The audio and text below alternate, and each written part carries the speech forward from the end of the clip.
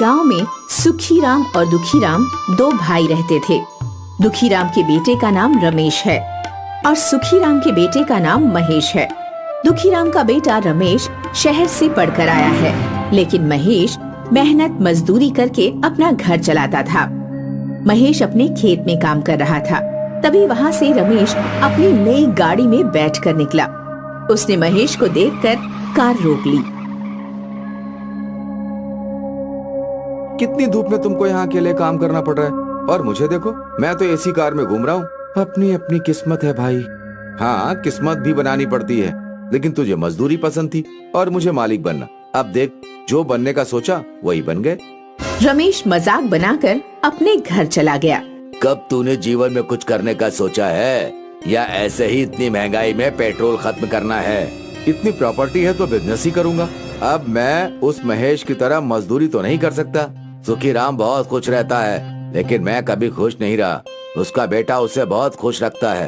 फिक्र मत कीजिए पिताजी, मैं जल्द ही उसके घर में मातम ला दूंगा। अरे अब तक तो तू कुछ नहीं कर पाया है, अब अचानक से क्या कर लेगा? आप देखते जाइए, सब हो जाएगा।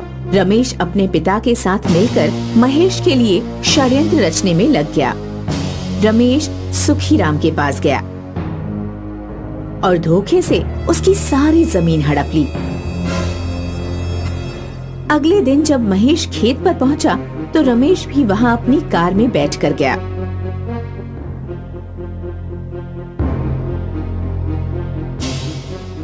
ओए महेश, मेरे खेतों को खाली कर दे। ये खेत मेरे हैं। मूर्ख आदमी है तू। मैंने कहा ना कि ये खेत मेरे हैं। ये देख कागज, तेरे बाप ने सारे खेत मेरे नाम कर दिए हैं। ऐसा नहीं हो सकता। तब तक वहाँ वकील और सुखीराम व दुखीराम भी आ गए। मैंने अपने खेत किसी के नाम नहीं किए, मैं भला ऐसा क्यों करूँगा? वकील साहब, एक बार इन बाप बेटों को सब पढ़कर तो सुनाओ, जिस पर सुखीराम चाचा ने साइन किए हैं। कागज में तो ऐसा ही लिखा है कि सुखीराम का बेटा महेश नालायक है, इसीलिए वो अपने भाई के बेटे को सारे खेत दे रहा है। नहीं नहीं साहब, मैंने ऐसा कुछ नहीं किया। सुखीराम और उसके बेटे की किसी ने एक बात भी नहीं सुनी और दोनों को खेतों से बाहर निकाल दिया। इसी प्रकार दोनों को घर भी खाली करना पड़ा। पिताजी, हम यहाँ से दूर चलते हैं, कहीं और जाकर कमाएंगे, खाएंगे। हाँ बेटा, मेरी वजह से सब खत्म हो गया।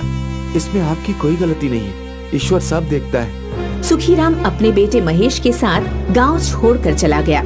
दुखीराम और उसका बेटा यह सब करके बहुत खुश थे।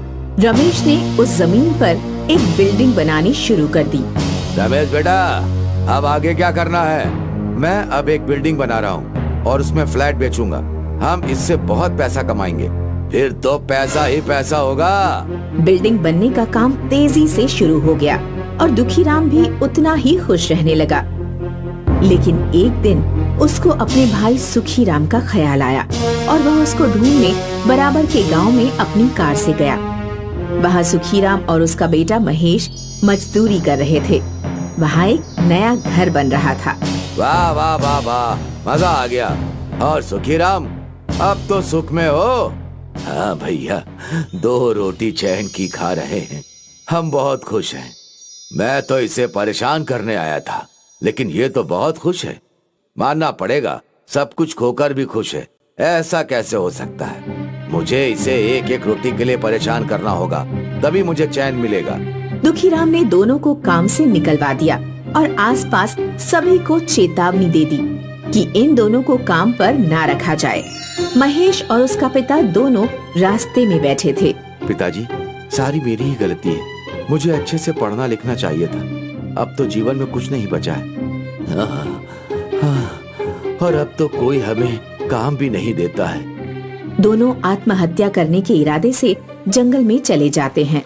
जंगल में एक नदी है जिसमें एक जादुई बौना गिर गया है। मैं इसको अभी बाहर निकालता हूँ। महेश ने दौड़कर बौने को बाहर निकाला।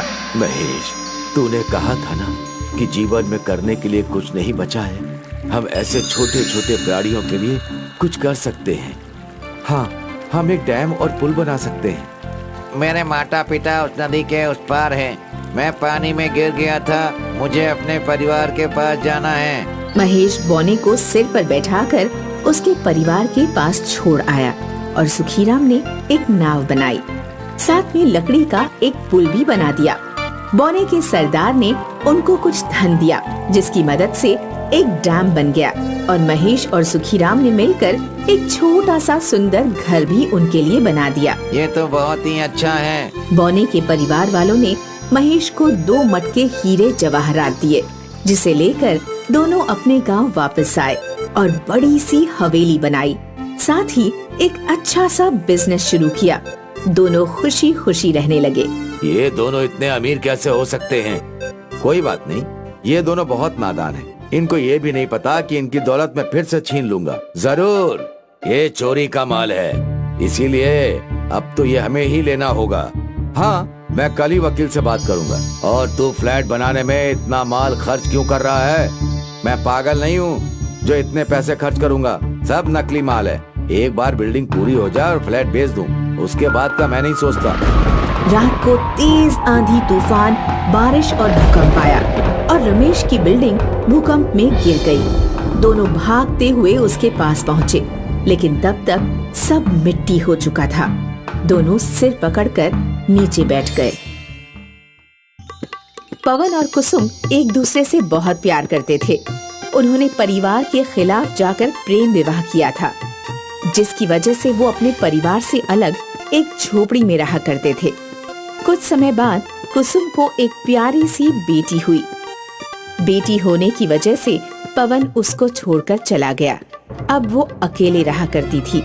पवन ने मेरे साथ बहुत बड़ा धोखा किया है। उसने मेरे सच्चे प्यार को नहीं समझा। मैंने उसके लिए घर बार छोड़ दिया और उसने लड़की पैदा होने पर मुझे ही छोड़ दिया और रोने लग जाती है।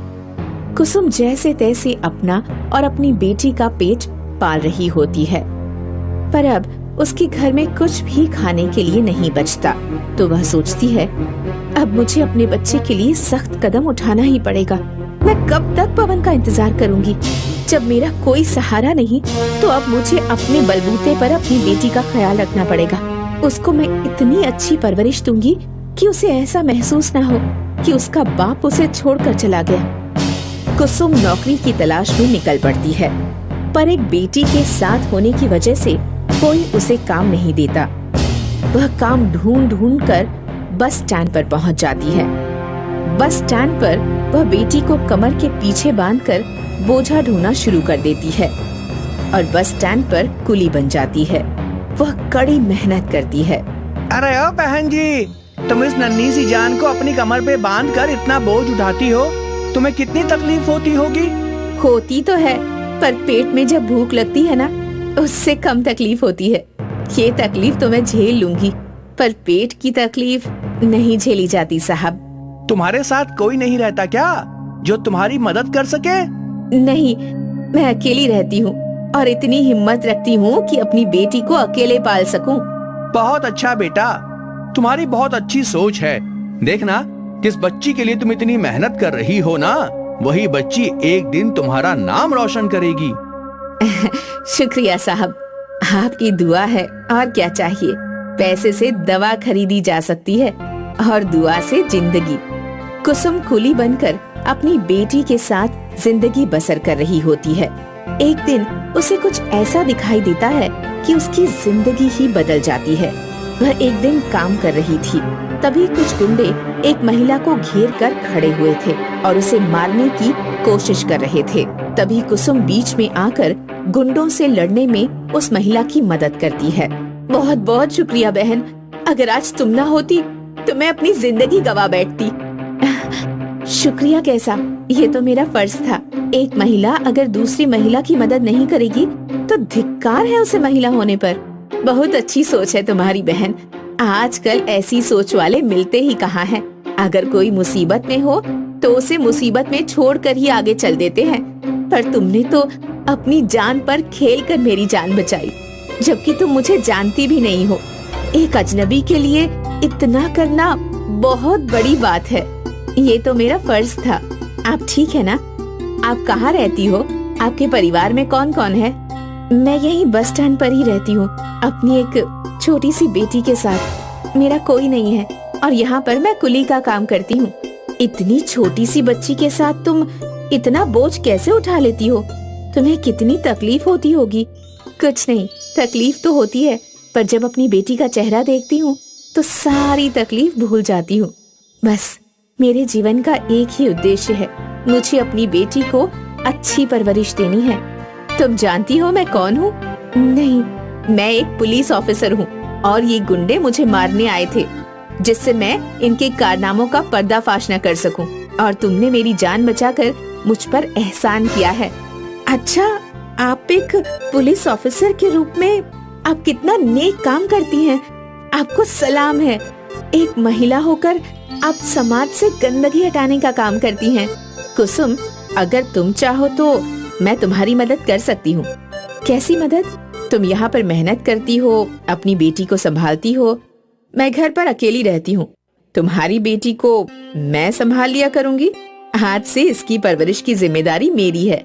मैं तुमसे वादा करती हूँ कि मैं इसको एक जिम्मेदार नागरिक और तुम्हारा नाम रोशन करने वाली बनाऊंगी, जिससे तुम्हें एक दिन इस पर गर्व होगा। अब नहीं, मैं अपनी बेटी को अपने से दूर नहीं कर सकती। कुसुम, अभी भावनाओं में बहने का वक्त नहीं है। अगर तुम इसको लेकर काम करोगी तो इसका भविष्य नहीं बन पाएगा, इसको अच्छा वातावरण नहीं मिल पाएगा। मुझ पर विश्वास करो और ये बेटी मुझे दे दो। तुम इससे मिलने आया करना। कुसुम कुछ सोचकर हाँ कह देती है और महिला उसकी बेटी को अपने साथ ले जाती है। महीने में 2 या 3 बार कुसुम अपनी बेटी से मिलने आती थी और अपना कुली का काम बड़ी ईमानदारी से किया करती थी। अब बस स्टैंड पर कुसुम एक अच्छे कुली के नाम से मशहूर थी। कुछ समय बाद वह महिला उसकी बेटी को लेकर बस स्टैंड पर आई। अरे मैडम, आप यहाँ कैसे? और मेरी बेटी कैसी है? सब ठीक है ना? आज मैं तुम्हारी बेटी को तुमसे मिलवाने के लिए लेकर आई हूँ। तभी दूर से पुलिस की वर्दी में उसको अपनी बेटी नजर आती है। कुसुम की आंखों में खुशी के आंसू आ जाते हैं और वह उस महिला के पैरों में गिर जाती है। मैडम, मैं जिंदगी भर आपका एहसान नहीं भूल सकती। आपने मेरी बेटी की जिंदगी बना दी। आज वो आपकी बदौलत एक पुलिस ऑफिसर है। आप ना होती तो वह भी कहीं ना कहीं मेरी तरह कुली बनी हुई होती। नहीं, इसमें मेरा कोई हाथ नहीं है। ये सब तुम्हारी दुआ और ईमानदारी का नतीजा है, जो तुम्हारी बेटी अपनी मेहनत से पुलिस ऑफिसर बनी है। कुसुम अपनी बेटी को गले लगाकर बहुत रोती है।